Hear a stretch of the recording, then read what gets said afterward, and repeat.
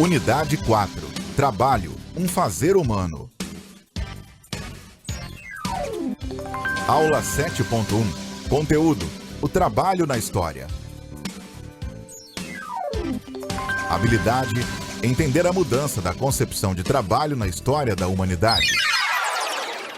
Vamos iniciar o nosso conhecimento a explorar um pouco na sociologia este conceito desta atividade presente na história da humanidade. Vamos falar agora sobre o trabalho e vamos iniciar com o trabalho na história. O trabalho sempre foi o motor que move todo tipo de sociedade e todo tipo de civilização. Ao longo do tempo, o trabalho mudou e se reformulou de acordo com as necessidades de cada época. Veremos aqui nesta aula, de forma sucinta, de forma resumida e clara, a evolução do trabalho ao longo dos anos na história da humanidade. E para iniciarmos, vamos ver de onde vem esta palavra. Esta palavra, em sua etimologia, vem do latim tripalium, que significa 3 paus. Isto era um instrumento utilizado para torturar quem não pagasse os impostos. Horrível, né? Ou seja, os mais pobres eram os que não possuíam essa condição. Portanto, as pessoas que trabalhavam eram as pessoas das camadas mais baixas. Observem aí nesta imagem como se caracterizava este instrumento de tortura para quem não pagasse imposto. É deste instrumento tripalium que vem a origem da palavra trabalho. E na sociologia, como é que nós vimos, como é que nós conceituamos o trabalho? O conceito de trabalho para a sociologia. Podemos dizer que foi através dele, do trabalho, que as civilizações conseguiram se desenvolver e alcançar o nível atual. Sim, foi através desta atividade que nós, seres humanos, chegamos ao nível que estamos hoje. O trabalho é qualquer atividade física ou intelectual realizada pelo ser humano, cujo objetivo é fazer, transformar ou obter algo para realização pessoal e desenvolvimento econômico. Tudo aquilo que nós fazemos, que nós praticamos para obter um resultado em nosso favor, utilizando elementos da natureza, isso é considerado trabalho. É uma atividade intelectual própria dos homens. Por quê? Porque esse trabalho, como já vimos, através da história, ele vai se modificando. Ele não é o mesmo lá na Idade Antiga, da Idade Moderna e nos dias atuais. E é isso que nós vamos buscar entender aqui na nossa aula, essa mudança do trabalho através da história, dentro de uma concepção sociológica. Não é isso, Jurquinha? Eu sei, eu já pesquisei e atualmente é o que é formalizado desde 1999 pela Organização Internacional de Trabalho. O conceito de trabalho decente sintetiza a sua missão histórica de promover oportunidades para que homens e mulheres obtenham um trabalho produtivo e de qualidade em condições de liberdade, equidade, segurança e dignidade humanas, sendo considerado condição fundamental para a superação da pobreza, a redução das desigualdades sociais, a garantia da governabilidade democrática e o desenvolvimento sustentável. Muito bem, gostamos do que você disse, Jurquinha. Então, vamos agora procurar entender mais o que esse trabalho, que tem Este objetivo, esta finalidade para o ser humano se desenvolveu ao longo da história. Muito obrigado, Durquinha. A história do trabalho pode ser dividida através do modo de produção que o homem desenvolveu ao longo da história. E, durante toda a história da humanidade, nós conseguimos identificar alguns regimes de trabalho. O primeiro foi o trabalho primitivo. O segundo, o trabalho escravo. Depois, o trabalho feudal, o trabalho capitalista e, finalmente, o trabalho comunista. As variantes políticas, culturais e econômicas da história que transformou o modo de como surgiu o trabalho foi transformado ao longo da história. O desenvolvimento da intelectualidade humana na construção do materialismo, ajudando a formar o homem que temos hoje. Quando eu falo homem que temos hoje, somos nós que fomos transformados por este trabalho através de toda a sua história, através do tempo que passou em todas as sociedades humanas até chegar os dias de hoje. As transformações no trabalho são passadas de geração para geração, através da cultura que o homem produz, transformando a natureza através do trabalho. A natureza, ela é transformada, porque nós utilizamos o nosso conhecimento para obtermos algo a nosso favor, uma satisfação de uma necessidade. É por isso que nós, como falamos também agora há pouco, realizamos esta atividade com elementos da natureza para satisfação das necessidades humanas. E isso ocorre desde o começo dos tempos, desde a pré-história, que é o primeiro regime de trabalho que temos conhecimento, que é o regime de trabalho primitivo. Primeiro modo de produção, através das comunidades primitivas e com o avanço das primeiras ferramentas que eram construídas de pedra, espinhos e pedaços de lascas de árvore. O homem buscava saciar suas necessidades básicas. Todo o trabalho do homem, lá no começo da história, no trabalho primitivo, era na busca de melhorias voltadas para a atividade do dia a dia. Basicamente, tudo que o homem desenvolvia era para alimentar-se, abrigar-se e combater seus inimigos. No trabalho primitivo, ele buscava satisfazer as necessidades básicas para que ele continuasse vivo e seguro, se reproduzindo biologicamente e socialmente. Mas, como já vimos e já sabemos, este modo de trabalho vai mudar ao longo da história, ao longo do tempo, com o desenvolvimento da intelectualidade do homem. E aí, neste momento da sociedade primitiva, estavam os homens em relações iguais. Não havia diferença entre eles, pois cada um desenvolvia uma atividade para o bem de toda a relação de trabalho. Não havia diferenças. Todos trabalhavam para todos. Mas, a partir do momento em que o homem começa a plantar e a estocar alimentos e riquezas, aparece a queda do sistema primitivo, surgindo então novas formas sociais de interação.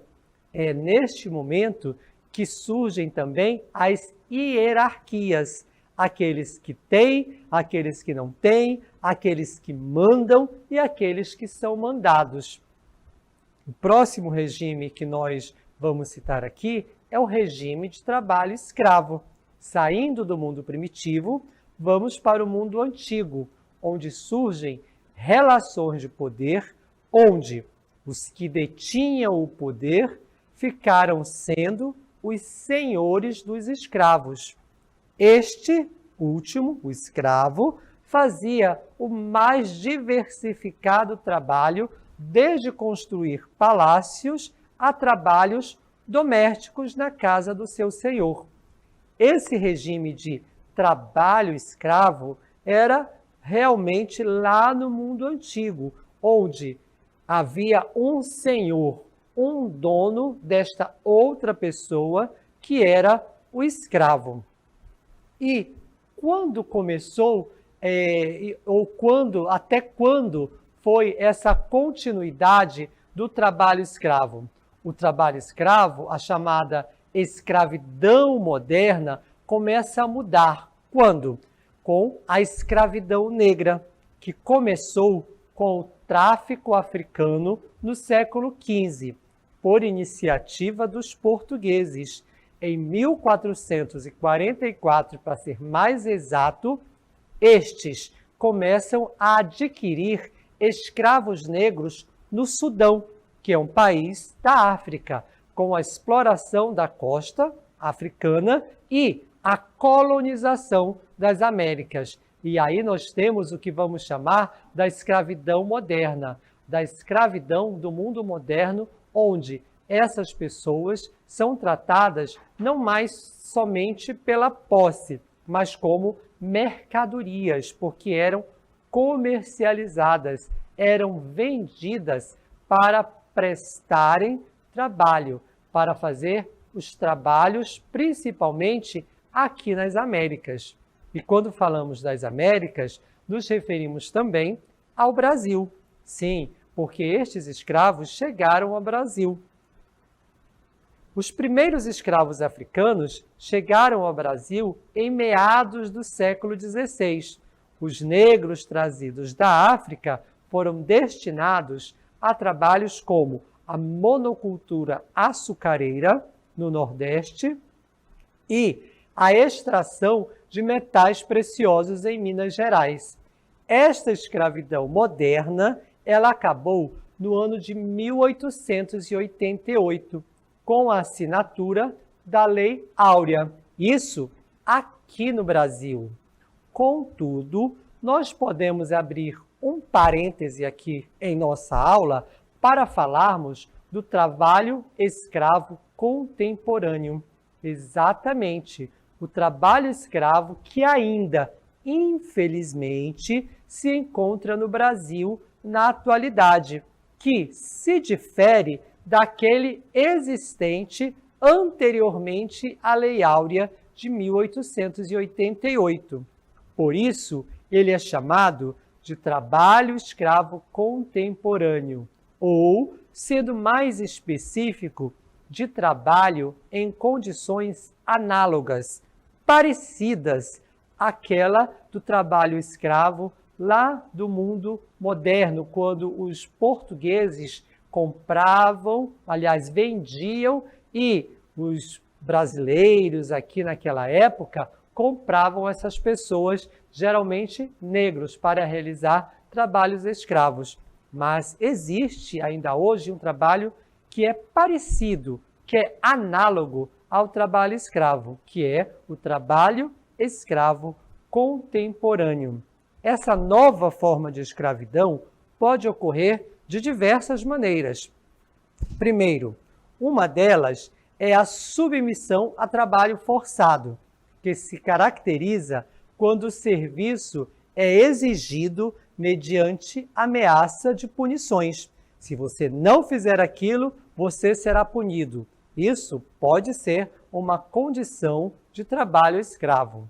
Outro modo é a submissão a condições degradantes de trabalho, assim consideradas aquelas em que não existem garantias mínimas de saúde, segurança e condições de trabalho em geral. É quando aquela pessoa está num ambiente que não oferece, digamos assim, a menor condição para que para que aquele trabalho seja realizado. Não oferece condições de saúde, de segurança, para que seja feito qualquer atividade. Desta forma, nós podemos considerar que é sim um trabalho escravo contemporâneo. Vamos voltar um pouco à história para falarmos do outro regime de trabalho que é identificado, que é o trabalho no regime feudal. Nesta época, no feudalismo, lá na Idade Média, a economia sofreu uma retração das atividades comerciais. Não se praticavam atividades comerciais. As moedas perderam seu espaço de circulação e a produção agrícola ganhou caráter subsistente, era apenas para sobreviver. Nesse período, que é a Idade Média, a crise do Império Romano favoreceu um processo de ruralização das populações, que não mais podiam empreender atividades comerciais. As grandes populações saíram, digamos assim, das chamadas cidades, lá na Idade Média, e se concentravam no meio rural. Este regime de trabalho feudal, ele ocorre especificamente lá na Idade Média, no qual a função de cada indivíduo na sociedade era muito bem definida. Por exemplo, o servo, em geral, trabalhava com trabalhos braçais. Outra função da sociedade eram aqueles que compunham o clero, que cuidava da espiritualidade e intelectualidade. E depois vinham os nobres, que governavam e davam proteção aos seus servos. Desta forma, nós podemos demonstrar a sociedade feudal através de uma pirâmide social, onde, na sua base, nós temos aqui os servos. Observem que é uma base grande, onde todos trabalham, onde eles plantam. Esses são os servos. Na outra camada, acima dos servos, estavam os nobres, e aqui nós acrescentamos os guerreiros. Esses nobres tinham a função de proteger, digamos assim, os servos que trabalhavam e que eram responsáveis pelo sustento dos nobres e dos guerreiros. Acima dos nobres e acima dos servos estava uma terceira classe, que era responsável pela espiritualidade e pela intelectualidade. É o clero, que era composto pelos religiosos, pela igreja. Vejam que o clero está acima dos nobres e está acima dos servos, né? Quase no topo da nossa pirâmide. E quem está bem no topo da nossa pirâmide, acima de todas essas camadas sociais? É o senhor feudal. Este, sim, é aquele que detinha todo o poder sobre todas as outras classes. Observem que aqui em cima nós só temos uma figura, que no clero já aumenta um pouquinho, nos nobres e guerreiros um pouco mais, e os servos é a maioria da população. É desta forma que se comportava a pirâmide social na Idade Média em relação ao trabalho, ou seja, somente os servos aqui é que trabalhavam, os outros só usufruíam do trabalho dos servos. Mas isso vai mudar quando? Com o advento da Revolução Industrial. Vai haver uma mudança, vai surgir aí o que nós chamamos e até conhecemos hoje de trabalho assalariado. E o que significa o trabalho assalariado? É vender a própria mão de obra. Mão de obra é o que nós possuímos, ou o chamado assalariado tornou-se, a partir da Revolução Industrial, uma atividade comum, onde os homens vendiam a sua mão de obra. A Revolução Industrial iniciou uma série de mudanças nas relações sociais e nas relações de trabalho do indivíduo. que até então vivia ligado diretamente à terra. Lembram que lá na Idade Média houve uma ruralização das populações, onde os servos que nós vimos lá na nossa pirâmide social plantavam, e colhiam para o clero, para os nobres e para o senhor feudal? Isso vai mudar. A Idade Média termina, começa a Idade Moderna, surge a indústria e vem uma nova forma de trabalhar. Precisava-se de pessoas para trabalhar na indústria.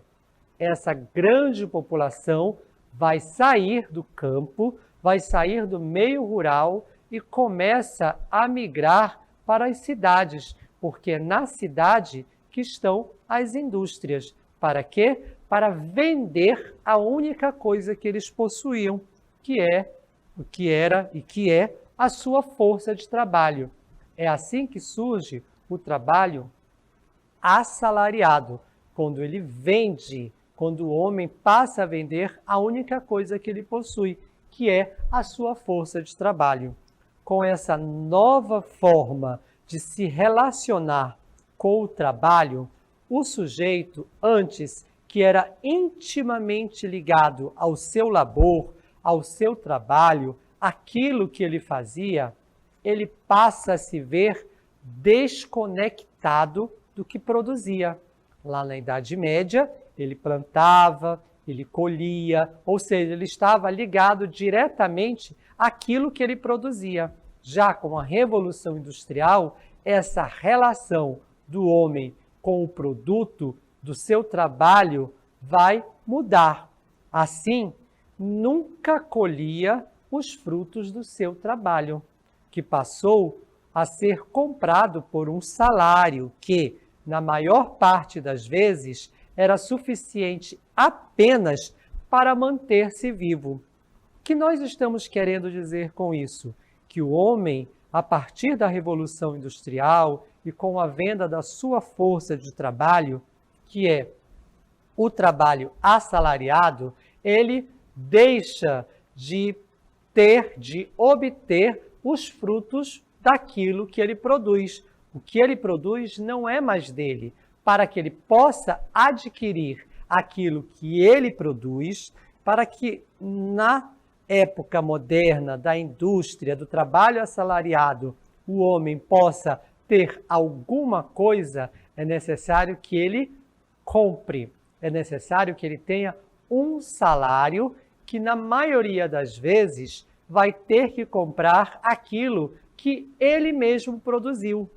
Na indústria, por exemplo, aqui na Zona Franca de Manaus, faz-se grandes televisores, motocicletas e outras coisas. Mas quem produz, na maioria das vezes, não pode comprar aquele produto que ele mesmo fabrica. Interessante, né? A não ser que o seu salário permita comprar aquele produto. É neste sentido que nós estamos falando que o homem fica desconectado do seu trabalho, daquilo que ele produz. Esse fenômeno desencadeou grandes problemas sociais, exatamente, que se alastram por todo o século XIX e vão chegar até o século XX. Momento em que melhorias das condições e estabelecimento de leis trabalhistas surgem em defesa do trabalhador. Não quer dizer que a relação do trabalho assalariado tenha mudado, mas, principalmente no século XX, começa a se estabelecer leis que garantam condições melhores de trabalho para aqueles que produzem, que são os trabalhadores. E hoje, atualmente, no século XXI, estamos enfrentando problemas em relação ao trabalho. É o trabalho em tempos recentes. E por que nós estamos enfrentando esses problemas? Qual é o motivo? Ele se dá em virtude da busca constante pela redução dos custos de produção e, consequentemente, o aumento do lucro. Professor, então o homem parou de trabalhar? Não, o homem não parou de trabalhar. As indústrias continuam produzindo muitos bens, muitos produtos, mas eles querem o quê? As indústrias diminuir os custos dessa produção, porque quando ele paga o trabalhador assalariado, há um custo. Ele quer diminuir esse custo e aumentar o lucro. Esse é o espírito do capitalismo. De um certo modo, é o lucro. De várias maneiras, a produção industrial automatizada tornou a mão de obra obsoleta, em muitos casos, forçando aqueles que necessitam vender sua força de trabalho para sobreviver, principalmente aqueles que possuem menor grau de especialização, a fazê-lo de forma cada vez mais barata. Aquelas pessoas, aqueles indivíduos que não têm nenhuma especialização, que não têm uma formação para a indústria ou para o mercado de trabalho, para conseguir, digamos assim, sobreviver na nossa sociedade, mais uma vez vão vender sua força de trabalho por um trabalho assalariado cada vez menor. Essa é uma situação que enfrentamos hoje no mundo do trabalho recente. Ao observarmos que os índices de qualidade de vida e de trabalho, nós vemos que a grande produção industrial não se converte em melhoria de condição de vida para o trabalhador que produz. Quem produz não está usufruindo do seu trabalho e nem está melhorando a sua vida. Isso se deve à exploração do enorme exército de trabalho existente em países com leis trabalhistas mais frouxas. Leis trabalhistas frouxas, nós podemos dizer aqui, que são aquelas que não estão, de fato, protegendo o trabalhador, porque essas leis é que permitem que grandes produtoras industriais mantenham uma alta rotação, de trabalhadores com baixos salários. Significa dizer que essas grandes indústrias, estão, digamos, atuando em países em que as leis trabalhistas são mais frouxas, como diz aí no nosso texto, não protegendo esse trabalhador e faz com que ela troque constantemente. Toda hora há uma rotatividade de trabalhadores. Para quê? Para que ela pague menos, cada vez menos, a quem vai produzir. E com isso, essas indústrias obtenham um lucro maior. Este é o momento em que nós estamos vivendo. É o que nós chamamos do trabalho nos tempos recentes. É uma crise, é uma mudança, é uma evolução? Sim, é. É importante que cada um de nós tenhamos esse conhecimento e esse entendimento dessas mudanças que aconteceram na relação do homem com o trabalho e nas mudanças que continuam acontecendo. Nós vimos que ao longo da história, esta relação homem e trabalho, ela foi se modificando e nós estamos nos adaptando. É importante entendermos isso.